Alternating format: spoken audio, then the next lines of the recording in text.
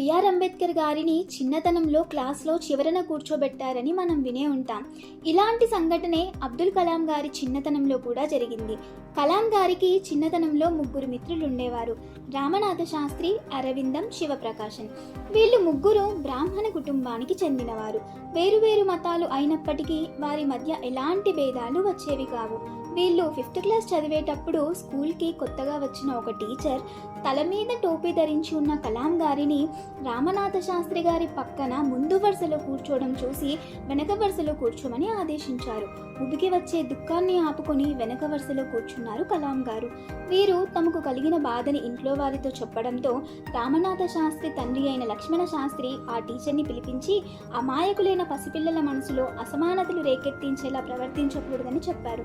లక్ష్మణ శాస్త్రి గారి మాటలు ఆ టీచర్లో పశ్చాత్తాపాన్ని మాత్రమే కాదు, వారిలో శాశ్వతమైన మార్పును తీసుకొచ్చింది.